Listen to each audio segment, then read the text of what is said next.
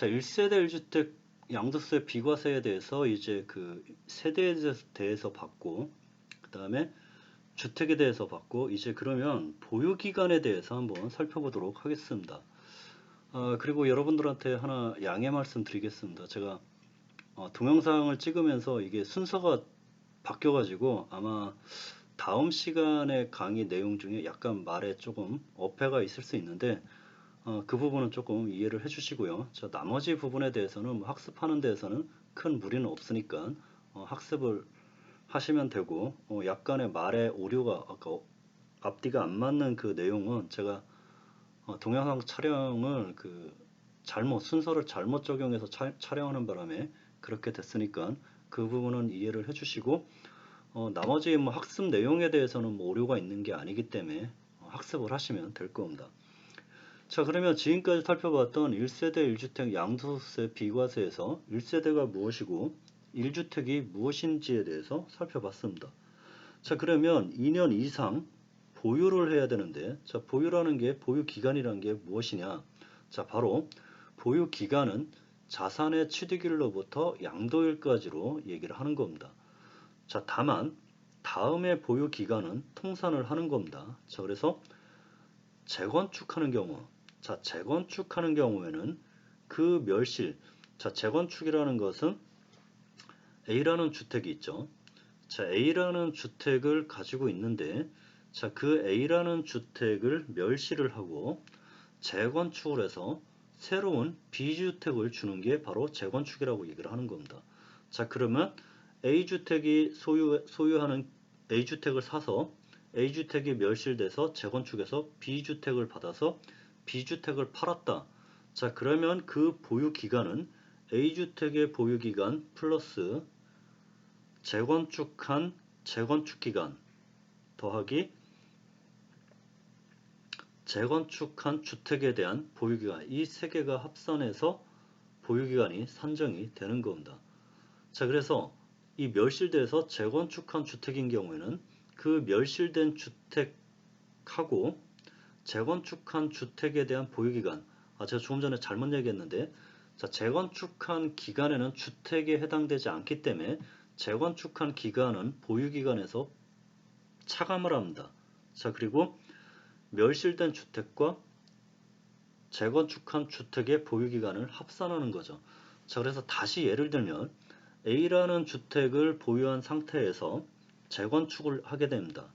자, 그리고 B라는 재건축한 새 주택을 받게 되죠. 자, 그러면 주택의 보유기간은 멸실된 A주택의 보유기간과 새로 재건축해서 받게 되는 B주택의 보유기간을 합산해서 보유기간을 산정하기 때문에 그 합산한 보유기간이 2년 이상 넘고 1세대의 요건이 충족된다 그러면 1세대 1주택 비과세 적용을 받는다는 겁니다. 자, 그리고 상속주택 같은 경우는 상속인과 피상속인이 상속 개시 당시 동일 세대였다.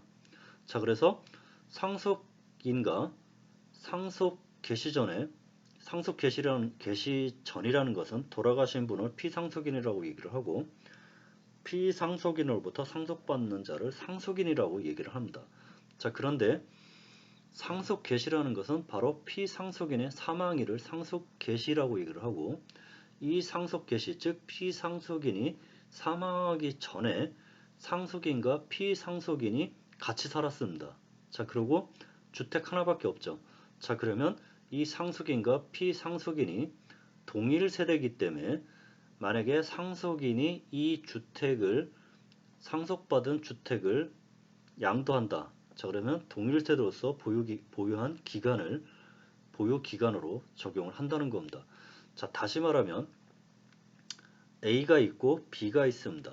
자, 그러면 A는 피상속인, 그 다음에 B는 상속인이라고 했을 때, 자, A가 주택을 소유하고 있죠. 자, A가 주택을 소유하고 있는 상태에서 B가 주택은 없고 A하고 B하고 같이 삽니다. 자, 그러면 A가 사망을 하게 되면 A의 주택이 B로 상속이 되죠. 자, 그러면 B는 그 상속주택 하나만 보유하고 있기 때문에 그 상속받은 주택을 양도하는 경우에 보유기간은 바로 상속인이 상속받은 주택의 보유기간뿐만 아니라 피상속인과 같이 살면서 보유했던 그 기간까지 합산을 해서 보유기간 2년 여부를 판정을 한다는 겁니다. 자, 그리고 비거주자가 해당 주택을 3년 이상 계속 보유하고 거주자로 전환된 경우는 그 보유기간, 해당 주택의 보유기간을까지 보유기간으로 본다는 겁니다. 자, 그러면 이 1세대 1주택 양도세 비과세에 대해서 세금이 어느 정도 차이가 나는지 한번 살펴보도록 하죠. 자, 그래서 1주택과 2주택의 세금 비교를 한번 보면, 자, 보유기간은 10년이라고 가정을 합니다.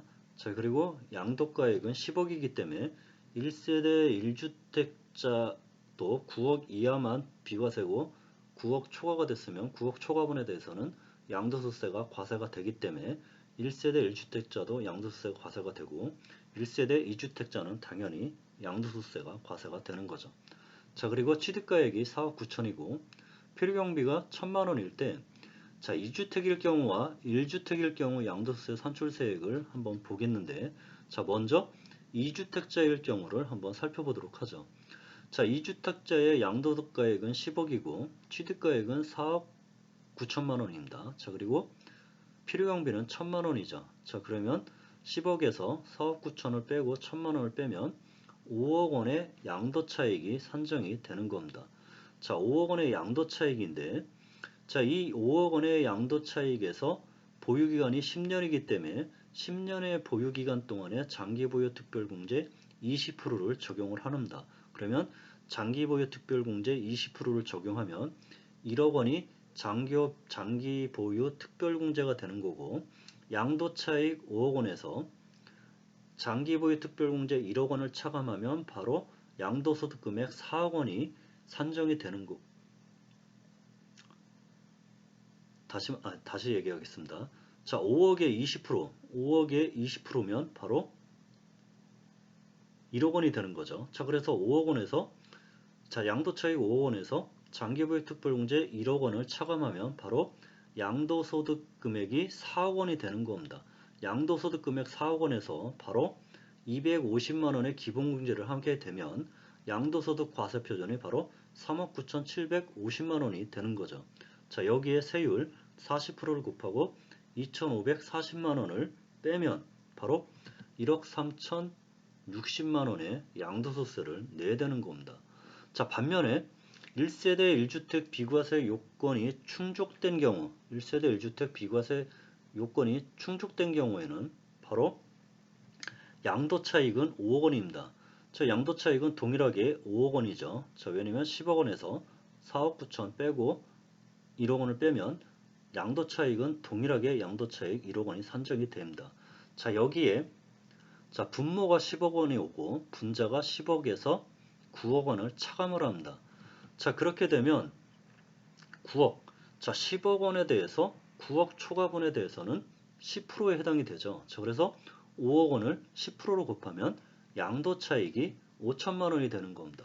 자, 이렇게 되는 이유는 1세대 1주택자는 1세대 1주택 비과세 요건을 충족한 1주택일 경우에는 양도소득세가 비과세가 되는데, 양도가액이 9억 원을 초과한다 그러면 양도차익의 9억까지는 비과세, 9억 초과분에 대해서만 양도차익에 대해서 과세가 되기 때문에 양도차익 5억 원 곱하기 9억 초과분에 대한 비율이, 즉 10억 원의 9억 초과 비율은 10%이기 때문에, 자, 이렇게 10%에 해당하는 5천만 원에 대한 양도차익에 대해서만 양도소득세가 과세가 되는 겁니다. 자, 그래서 이 양도차익 5천만 원에서 10년을 보유했기 때문에 장기보유 특별공제율 80%를 적용하면 바로 장기보유 특별공제가 4천만 원이 산정이 되는 겁니다. 자, 그래서 5천만 원 곱하기 80%를 하게 되면 4천만 원의 장기보유 특별공제액이 산정이 되는 거고, 자, 그러면 양도차익 5천만 원에서 4천만 원을 차감하면 양도차익 1천만 원이 되는 거고, 자, 이 1천만 원에서 장기보유 특별공제 250만 원을 차감하면 결국 양도소득 과세표준은 바로 750만 원이 되는 겁니다. 자, 이 750만 원에 세율 6%를 곱하면 45만 원이 되는 거죠. 자, 그래서 여러분들 10억짜리 주택을 2주택일 경우에는 1억 3,360만 원의 세금을 내지만 10억짜리 아파트를 1세대 1주택 비과세 요건이 충족이 됐을 때는 바로 45만 원의 세금밖에 납부를 하지 않는다는 겁니다. 자, 그래서 여러분들, 자, 이렇게 주택이 두 개일 경우에, 이 주택이 두 개일 경우에 바로 10억짜리 주택을 팔아버리면 1억 3,360만 원의 세금을 냅니다. 자, 그렇지만 이 2주택자일 경우로 하더라도 1주택자로 만들어서 1세대 1주택 비과세 요건이 충족되는 것을 만들어서 양도세를 내면 45만 원의 양도세가 되는 거죠.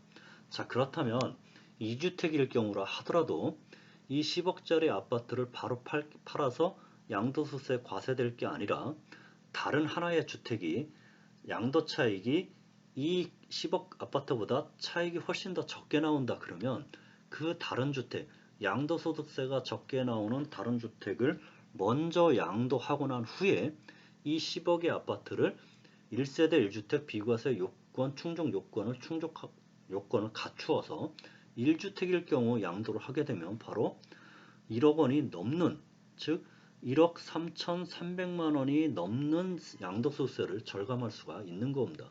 자, 그래서 여러분들은 2주택자일자라 하더라도 양도소득세를 비교를 해서 양도소득세가 적게 나오는 것을 먼저 양도를 하고 양도소득세가 많이 나오는 것에 대해서는 1세대 1주택 비과세 요건을 충족을 시켜서 양도소득세를 계산한다 그러면 양도소득세가 매우 절감할 수 있는 방법이 되는 거죠. 자, 그래서 이러한 방법을 취하는 것이 바로 절세라는 겁니다. 절세라는 것은 합법적으로 세법 규정에 따라서 적용을 하는 방법, 규정에 따라서 세금을 절감시킬 수 있는 방법이죠. 자, 그래서 이렇게 설령 2주택자라 하더라도 이 2주택자의 세금을 적게 하기 위해서는 이 10억의 아파트를 1세대 1주택 비과세 요건을 충족시키면 되는 겁니다. 자, 그렇다면 다른 주택이 이 10억짜리 주택보다 훨씬 더 세금이 적게 나온다 그러면 그 주택을 먼저 팔고 이 세금이 많이 나오는 주택을 파는 겁니다. 자, 그런데 여러분들 실무적으로 이 주택에 대한 양도를 보게 되면 반대로 하는 경우가 많습니다. 의외로 양도 차익이 많이 나오는, 지금과 같은 양도 차익이 많이 나오는 주택을 먼저 팔아버리고 양도 차익이 아주 적게 나오는 부분을 나중에 파는데, 저 양도 차익이 아주 적게 나오는 걸 나중에 팔아서 1세대 1주택 비과세 적용 받아봐야 그 혜택은 얼마 안 된다는 거죠.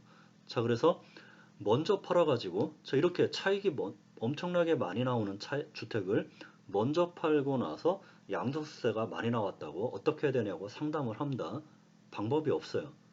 자, 여러분들 양도세는 상담받을 때 행위를 하기 전에, 양도를 하기 전에 먼저 상담을 받는 겁니다. 자, 그렇게 해서 세금이 어느 것이 더 많이 나오는지를 판단을 해서 세금이 적게 나오는 것을 먼저 팔아서 양도세 나고 많이 나오는 부분에 대해서 양도세 비과세를 적용받아야 되죠.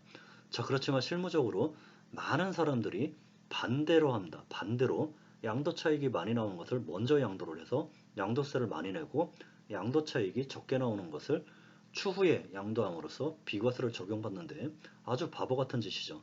자, 그렇기 때문에 여러분들은 2주택자다 그러면 어떠한 주택이 양도 차익이 적게 나오는지를 판단해서 적게 나오는 양도 차익의 주택을 먼저 양도하고 양도 차익이 많이 나오는 것은 바로 1세대 1주택 비과세 요건을 충족을 해서 비과세 혜택을 받는 것이 훨씬 더 유리하다는 겁니다. 자, 그러면 이제 지금까지 1세대 1주택 비과세 특례를 살펴봤는데, 자, 실무에서 가장 많이 나타나는 게 바로 1세대 1주택 비과세와 그 다음으로 바로 많이 나타나는 게 바로 일시적 2주택 비과세 특례입니다.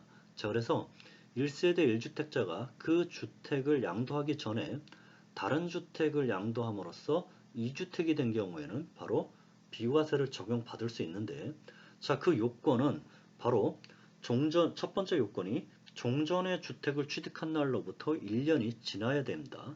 자, 그리고 두 번째 요건은 그 신규 주택을 취득한 날로부터 3년 이내에 종전주택을 양도해야 되죠. 자, 그리고 세 번째 가장 중요한 요건인 1세대 1주택 비과세 적용 요건에 해당하는 종전주택의 보유기간이 반드시 2년이 넘은 상태에서 종전주택을 양도하여야 바로 양도소득세 비과세가 적용이 되는 겁니다. 자, 그래서 예를 들어서 단독주택을 보유했죠. 자, 그리고 단독주택을 바로 양도하면 2년 이상 보유한 후에 바로 양도하면 비과세를 적용받습니다. 자, 그런데 단독주택을 취득한 후에 1년이 지난 후에 아파트를 양도를 합니다.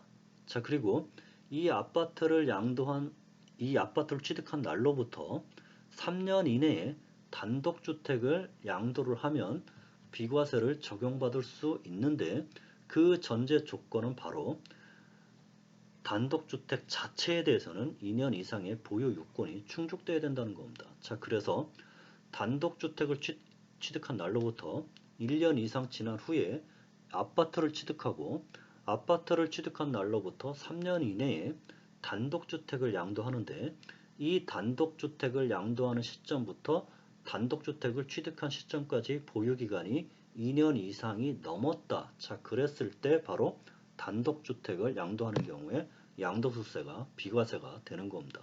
자, 그래서 또 실무적으로 착각하고 오류가 있는 부분들이 자, 이렇게 단독주택을 취득하고 1년 이상 지난 후에 아파트를 취득하고 바로 매각해버립니다. 단독주택을. 자, 그러면 비과세 적용이 될까요? 안 될까요? 안 됩니다. 자, 단독주택을 취득한 후에 1년이 지난 후 바로 아파트를 취득하고 바로 단독주택을 매각하게 되면 바로 단독주택의 보유기간이 2년이 되지 않았기 때문에 1세대 1주택 비과세 충족이 되지 않아서 당연히 비과세를 적용받지 못하는 겁니다. 자, 그래서 실무적으로 가장 또 오류가 많이 나는 게 단독주택 취득하고 1년 이상 지난 후에 아파트를 취득하고 이 아파트를 취득한 날로부터 단독주택을 매각을 하는데 이 단독주택의 보유기간이 2년이 되지 않은 상태에서 또 매각을 해버립니다. 자, 1세대 1주택 비과세 특례가 적용되는 줄 알고 잘못 알아서 생기는 오류죠. 실무적으로 가끔 발생되는 일입니다.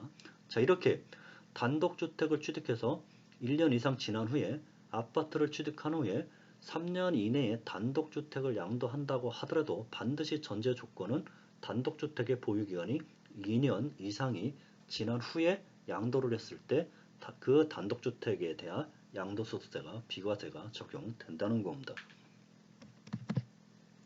자, 동거봉양. 이번에는 단독주택이 아들이 있는데 이 단독주택 아버지가 살고 있죠. 그래서 두 개를 이 아버지를 동거 봉양하기 위해서 합친다. 자, 그러면 2주택이 되죠. 자, 이랬을 때 10년 이내에 합친 날로부터 10년 이내에 먼저 양도하는 주택에 대해서는 바로 양도소득세가 비과세가 된다는 겁니다.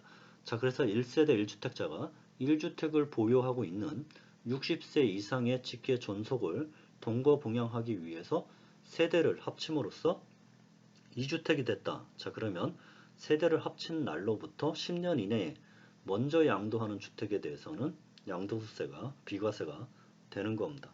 다만 양도주택에 대해서는 조금 전 일시적 2주택 비과세 특례에서 봤듯이 반드시 비과세 요건은 충족이 돼야 되는 겁니다. 자, 그리고 동거 봉양하기 위한 직계 존속은 반드시 60세 이상이어야 되는 거죠. 60세가 아니다 그러면 이 혜택을 적용 못 받는다는 겁니다.